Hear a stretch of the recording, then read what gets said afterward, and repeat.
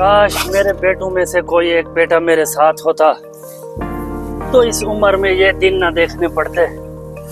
अब तो उम्र भी ढल चुकी है, काम नहीं होता।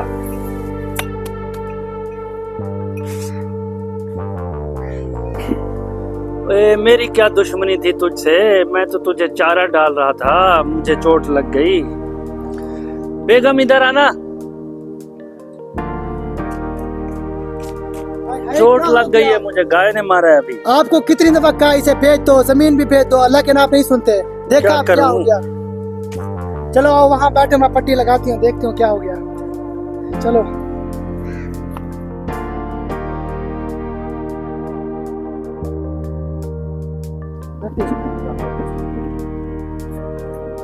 बेगम आराम आराम से, दर्द हो रहा है। एक तो इस उम्र में हड्डियां भी कमजोर हो जाती हैं, चोट लग गई है, पता नहीं हड्डी टूट गई है, क्या हुआ है, दर्द हो रहा है बड़ा जोर से। बेटी इधर आ, जा ताया के लिए पानी लिया। आप रुके, मैं अपने बेटों को बुलाती हूँ।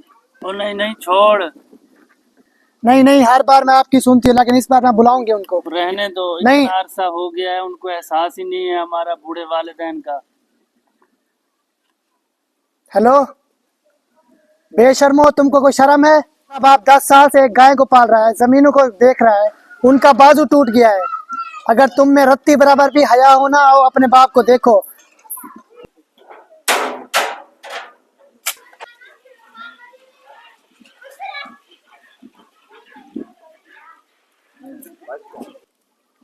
अस्सलाम वालेकुम अब्बा जी। वालेकुम सलाम। अम्मा अस्सलाम वालेकुम। वालेकुम सलाम मेरा बेटा। क्या हुआ अब्बा जी को? कुछ नहीं, बस हल्की सी चोट आई है। कितनी बार आपको कहा है ये बेच दें, जानवर जमीनें बेच दें, आप फिर भी लगे हुए हैं उसमें।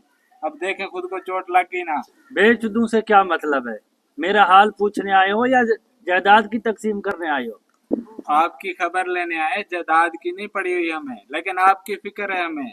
हम इसलिए कहते हैं कि आपको बार बार तकलीफ ना हो, ये जायदाद बेच दें। बेच नहीं रहे तो हमें तकसीम कर दें, 3 बेटे हैं आपके, आखिर आपने हमें ही देनी है ना।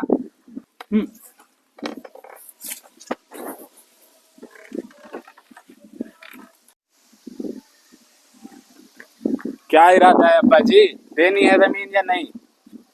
क्यों नहीं दूंगा, दूंगा, मैंने कब कहा नहीं दूंगा। तो आपके इरादे क्या हैं? हम कह रहे हैं हम तीनों में तकसीम कर दें, 3 भाई हैं, 3 हिस्से कर दें हमारे।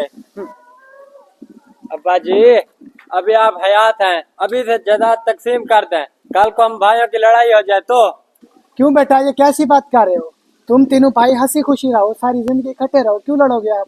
तो अम्मा हमने शादी करनी है, उसके बाद बीवी आ जाएगी, फिर तो लड़ाई हो जाती है। अब्बा जी आप बता दें, आपने देना है या नहीं? चलें कचहरी, अब क्या इरादा है आपका? ठीक है चलो, देता हूँ तुम्हें जायदाद, लेकिन मेरी एक बात कान खोल के सुन लो, इससे 4 ही होंगे, 3 नहीं होंगे। अब्बा जी इसमें चौथा कौन सा आ गया? चौथा कौन सा आ गया? हम तो 3 बेटे हैं, हमें तकसीम कर दें, ये चौथा कौन है ये तो बताएं हमें। 10 साल हो गए, आप तीनों मुझे छोड़ के चले गए। जब भी मैंने आपसे राब्ता किया है, आपने यही बोला है जी हम पैसा कमा रहे हैं, पैसा कमा रहे हैं। 10 साल से आप लोगों ने हमारी खबरगिरी भी नहीं की कि हम लोग किस हाल में रह रहे हैं, क्या खा रहे हैं, क्या पी रहे हैं, हमारे पास कुछ खाने को है या नहीं है। आपने कभी हमारी खबर नहीं रखी। छोटी बच्ची थी, हम उसको अपने घर में ले आए, अब वो माशाल्लाह बड़ी हो गई है, हर दुख सुख में उसने हमारा साथ दिया है, हमारी खिदमत की है। अब आपको अच्छा लगे या बुरा लगे, इससे तो 4 ही होंगे, उसका हिस्सा हम जरूर निकालेंगे। नहीं नहीं, ये हमारे साथ ज्यादती है। हम बेटे आपके 3 हैं, अब हम में तकसीम करें, किसी और को नहीं दे सकते आप। नहीं, बस मैंने अब फैसला कर लिया है, इससे 4 ही होंगे, चाहे आप जो कुछ भी कर लो। अम्मा हम तो 3 भाई हैं, जायदाद के 3 हिस्से होंगे, ये चौथा हिस्सा कहाँ से आ गया? तू तो हमारा साथ दे।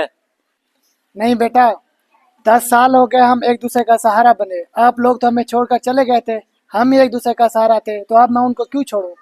मैं उनका साथ छोड़कर आपका साथ कैसे दे सकती हूँ? जी हाँ दोस्तों, जैसा कि आपने देखा मुंह बोली औलाद के बारे में, एक इंसान के अगर 4 बेटे हैं या बेटियां हैं, अगर वो बैरून मुल्क कमाने की गर्ज से जाते हैं या खुद वहाँ शिफ्ट हो जाते हैं, वालिदैन की खिदमत और जो है ना उनके मामलात को देखने के लिए 5 साल 10 साल नहीं आते।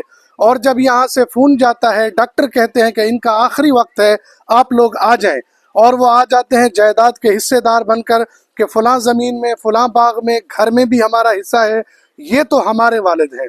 अगर इन्हीं 5-10 सालों के दरमियान वो आदमी बेटों के परदेश होने की वजह से किसी को मुंह बोला बेटा बनाता है, वो उसकी खिदमत करता है, दुख सुख में उसके साथ रहता है, मामलात ज़िंदगी में उसकी उसके बेटों की तरह खैर खबर रखता है, तो वो शख्स शरई तौर पर इस बात का मजाज है कि अपनी जायदाद का कुछ हिस्सा या ज़्यादा हिस्सा अपने मुंह बोले बेटे को दे दे खिदमत के इवज़ में, खिदमत के सिला में, तो वो इस बात का कुल्ली तौर पर अख्तियार रखता है।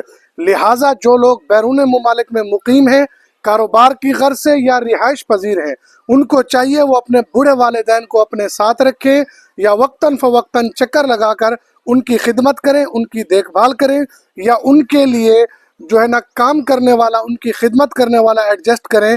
जिस तरह आप ये जताते हैं कि ये हमारे वालिदैन हैं, हम इनकी जायदाद के वारिस हैं, ठीक उसी तरह खिदमत भी आपकी जिम्मेदारी है। अल्लाह हम सबको तौफीक नसीब फरमाए।